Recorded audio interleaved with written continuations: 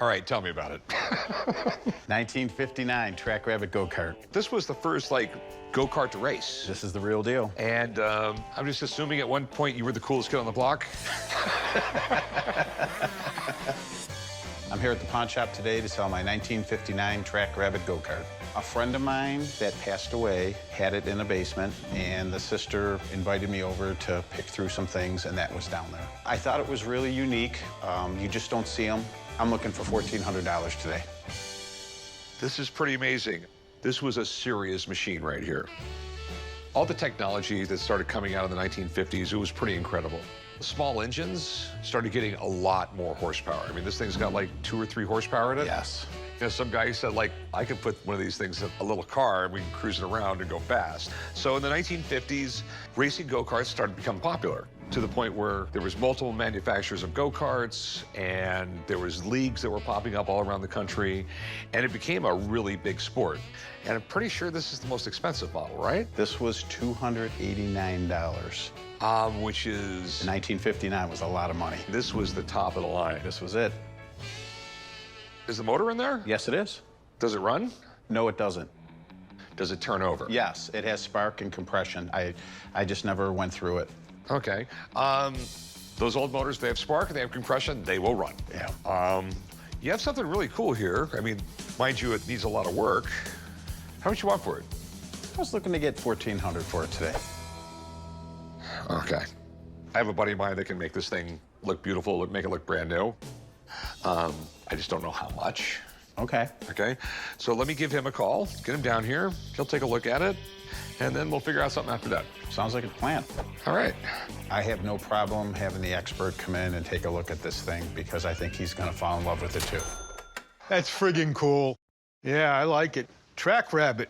These were really big in the day. This yours? Yes, it is. Oh, that's cool. You know, they built 3 models of these. The Bunny Rabbit, the Jack Rabbit, and this was the Track Rabbit. This was the top of their line.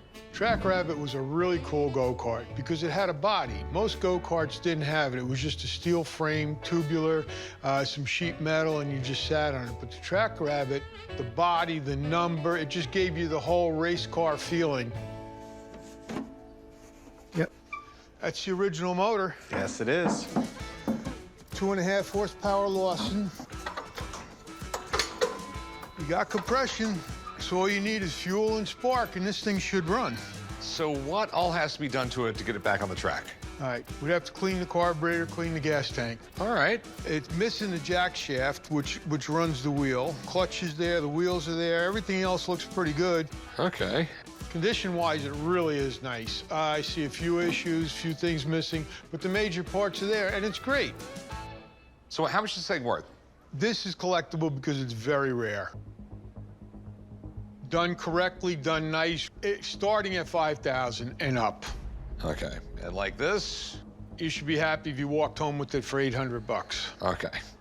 How much would to restore this whole thing cost? $2,600. Okay. So if I buy this, you got time to do it? I don't have time, but I'll make time because I think it's so cool. And maybe if I lose a couple pounds, I can get in it and try it. You know what? You break, you buy. I'd love to buy it. All right. Let me know if you go through with it, Rick. Okay. All right. So would you take $800 for it? I mean, like I said, it's going to cost me $2,600, and I think $800 is a fair price. I'm definitely not getting rich off you. No, that's, it sounds, would you do $850? Make me feel good? Oh, yeah, you got a deal. Okay. All right. Just meet me right up front, and we'll do some paperwork. Okay. I was so going to ride this thing for a week when it's done. Is that the go-kart? That is the go-kart. What's up, Bob? How you doing, guys? Ready to go Pretty for a good. ride? This thing looks amazing. What all did you do to it? All right, we broke it down, took it apart, media blasted the chassis, fixed a couple cracks in the body, painted it up, had the seat made for it, designed a brake gas pedal for it. When you pull it backwards, it gives it throttle and releases the brake. Push it forward, and it puts the brake on. Cool. That 2.5 horsepower motor, it was more like a dead rabbit. So we threw a 6.5 horsepower in it to really get it going. All right. So I bought it for $850. How much do I owe you now? Well, we went into it pretty steep, but I'll hold to what we originally said at $2,600. $2,600? Yep. Okay. So how'd you think I could get out of it? This has got to be really collectible because not many of these could have survived. I've never seen one before this. This could go for $6,000. Easy, probably more if you get the right collector. Okay, sweet. So, you're gonna be the test driver. All right. Yeah, All I right. don't really see you or Chum fitting in that. I could fit into it. But could you get out? There is a big market for collectible go-karts. I had one back in the day, and I love it. The fact that it runs is really cool because, you know, you can either display it, or if you get the urge, you can take it out and blow around with it. Not too fast. Go.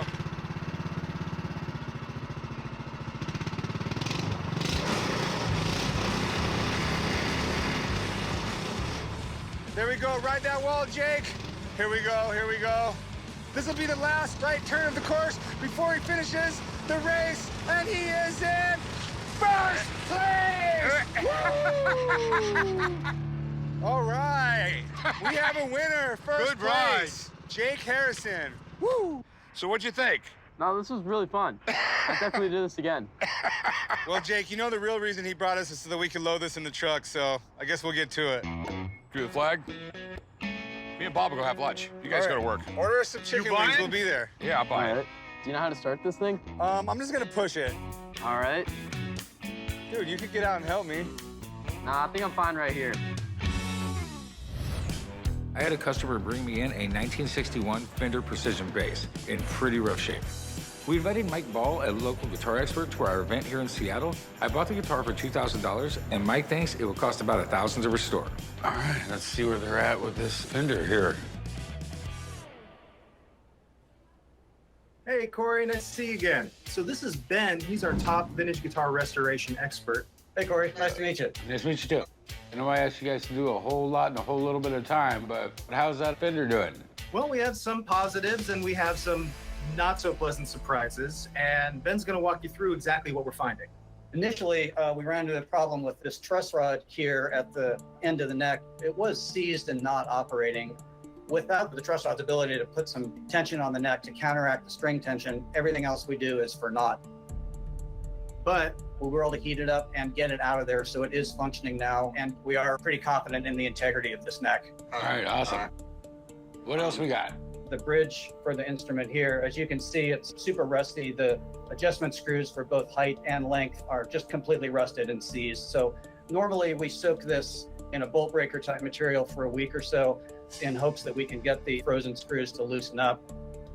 We are obviously on a tight timeline, so we're going to accelerate that process a bit and see if we can get it done in a couple of days. So do you guys think you'll be ready in time? I think we can do it. You can come by in the near future. I think you'll be pleased with what we have for you.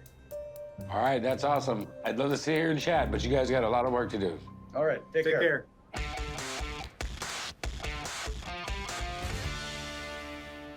Well, looks like we've got it right here. Hey, Ben. Hey, how's it going, Mike? Doing all right? How you doing? Nice to meet you in person. Nice to meet you as well. Well, why don't you come out here and show me what you did? Let's do it. Okay, where's the guitar?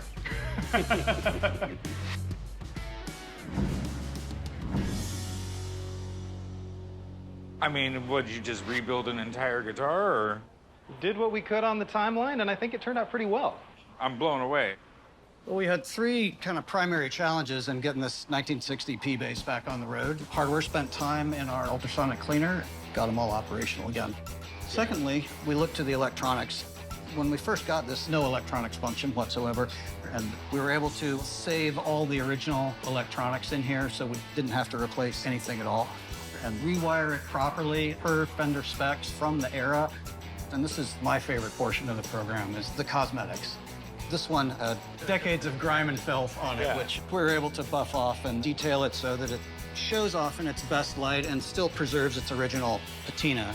If we were to refinish this with a brand new finish, wouldn't have any soul. No, I mean, it looks absolutely amazing. I mean, I have I'm actually stunned it's the same guitar. You guys did a phenomenal job. What can I sell it for? Now that it's restored, I think you can get upwards of about $12,000 for it. I'm blown away. This is beyond anything I could have ever expected or hoped for. I can't thank you enough. I really do appreciate it. Well, thank you. We're pleased that you're happy with it, and we trust you'll find a good home. Okay, I promise. Well, guys, I gotta get back to the event. Now, you're sure it's the same guitar? Pretty sure. All right, you'll be hearing from me soon. See you later. Take care. Hey, Bob, what's up? How you doing? What's up, Bob? Usually Rick calls me in to take a look at something. Today I came in to show him something. I found something you might really like. That is cool. What is it? Spark plug cleaner. Why would you clean a spark plug? Because they're dirty or corroded, you just clean them. Why buy new ones when you can just clean the old ones? They're like $6. V8 motor, that's $48. I used to clean spark plugs. When? I brought to the shop today a 1932 AC spark plug cleaner. It's been sitting in my shop for a while. I bought it with a bunch of other things. Now I'm on the other side of the table. I'm trying to sell this spark plug cleaner to Rick and sell him a restoration on top of it. I've never cleaned a spark plug in my life. Up until the 60s, man, motors ran really dirty. You had to clean them. Yeah, basically once a month in a Model T. The 70s, they changed the fuel. Everything was cleaner. They didn't need to do the plugs. The cool thing is that it's AC spark plugs. See, Albert Champion, okay, who was a Champion bicycle rider, went to work for Champion spark plugs. But he also had his own patented spark plugs. And they figured they could name it Champion spark plugs because the guy's last name was Champion, but they couldn't name it Champion spark plugs, so they named the company Albert Champion. AC spark plugs, which stands for Albert Champion. Okay, Bob, so tell me about That's why I come here, to get enlightened, Corey. The graphics are killer on there, so thought you might be interested. This one's a little weird. Isn't there like, there's probably some, was there like a hood on it where you put the spark There's a plug in? hood to protect you, but there's a rubber grommet that goes in here and holds the plug in there. You turn it a little bit and you get the whole thing clean, put it back in the car, you're done, ready to go. Brand new spark plug. Does it still work? That'll always work. That thing's made like iron. This thing is absolutely great, and believe it or not, if you really wanted to, you could still use it. Hopefully, Bob doesn't want a whole lot of money for this thing. You know, it's cool. If it's restored, it'll be really nice. You could actually still use this on spark plugs. There's a little bit more than the modern spark plugs, and not all of them are really cleanable, but I'm just saying, if you got an old car and you got old spark plugs and an old guy like me, it's pretty cool. How much you want for it? I want 300. Well, it does need to be restored. How much would it be to like redo the graphics and? I'd make the cap for it and add the rubber to it. You're talking 600. Okay.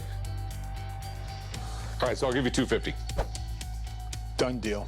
It's how much to restore it?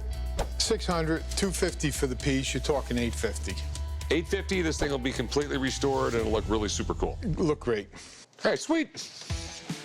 But the great thing is just the story about how a guy named Champion, who was a champion bicycle... Don't say Champion one more time. Let's go right you up, Bob. Come on. Take it easy, Rick. I think it's pretty cool. I got 250 for the spark plug cleaner, 600 for restoration. It's a good day for me. It's a good deal for Rick because it's going to fly off his shelf. Hey, Corey, What? where you at? Working. Yeah, Corey's going to love this. I hope so. He'll act like he don't, but he'll love it. Hey, you want to see what a champion this guy is? It's definitely cool, Bob. The Alfred Champion Spark Plug Company, and this champion restored it. Do you get it? Yeah, I get it. Dude, but it's cool though, isn't it? I mean, it looks great, Bob. I can't Thank deny. you. I can't deny your work. It's not great. It's amazing. This is like the coolest thing you've ever seen. Had to mix up this color special. It was hard to mix up. And then media blasted it. Did all the body work on here. This piece was missing, if you remember, so I made one out of steel. Plus, all these graphics here are hand-painted. And one cool thing I did here, this is aluminum. So when I painted it, I scratched through the lettering so it would show up in the aluminum. It's cool though, isn't it? I mean, this is what they could have made I this mean, it's a really cool thing for a garage, and I could definitely see some guy having to have it. What I love about it is they could have made it a lot smaller, but they made it bigger because that made it cooler. And it's like a trophy for go-kart champion. I mean, it looks awesome. I have no doubt in my mind we could sell it, but listening to this guy say champion is gonna kill me. What you got here, son? This is a Leslie Model 145 organ speaker. This thing looks like it would do some damage in my trunk. Chumley, it's a little bit too big for your car. Well, the bigger the better. Like dumb leading the dumb.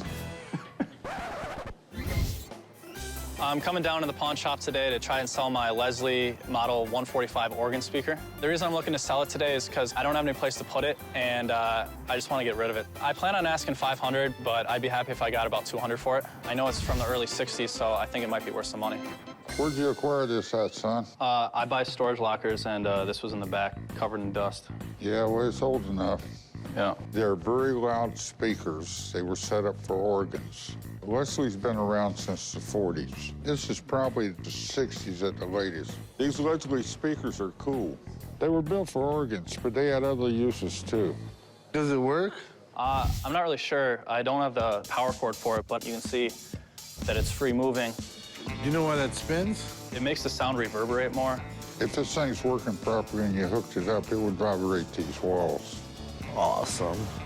In working condition, these things can sell for over $1,000. This one don't look like much, but it's worth gambling on.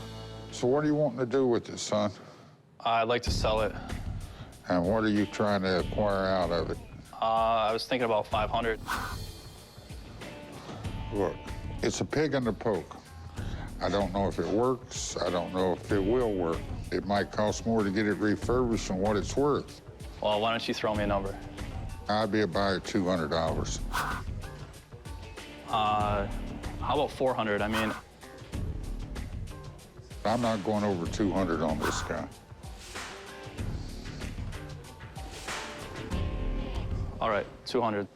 Somebody go write him up. Let's go write it up. I definitely took a risk on this piece. Now I gotta see if we can get the darn thing to work. Earlier, I dropped off an old speaker to get it fixed. The guy called and said it's ready, so now I'm going to pick it up. Hey, Chum. Hey, how you doing? I'm nervous. Yeah, it was a lot of hard work. Wow, that's awesome, man. Looks pretty good. All right, so tell me what you did to it. I did 4 hand-rubbed coats of varnish all over this whole thing, just to bring out the wood. You remember what this looked like before? It was all messed up. Mice had been living in it.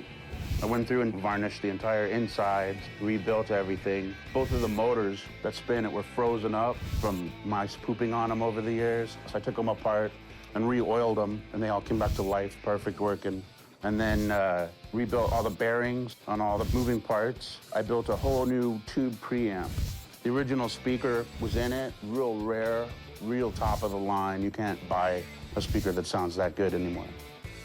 All right, let's see what this thing pushes. I like your style. Let's go ahead and plug a guitar into this. You can hear what it sounds like. Originally, the Leslie was only run with a Hammond organ. I completely modified it so you'll be able to plug anything into it. Guitar, bass, vocals, MP3 player.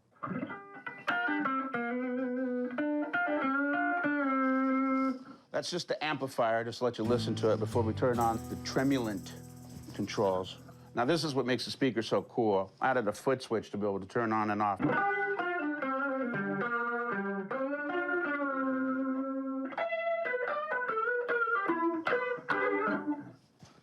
All right, pretty good there.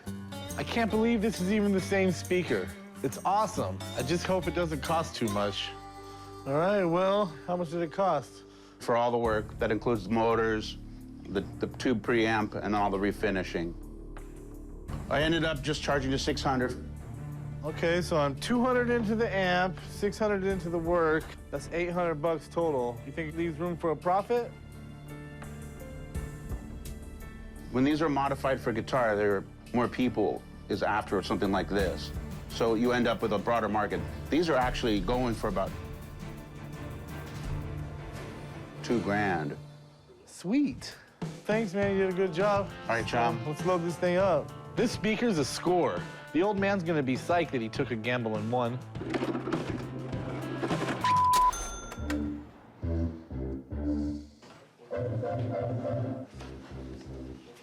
I knew Chum wasn't going to be able to keep his hands off that organ speaker. And if he breaks it, I'm going to dock his pay.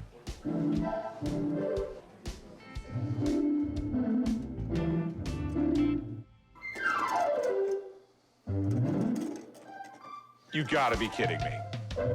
I think I got the hang of this thing.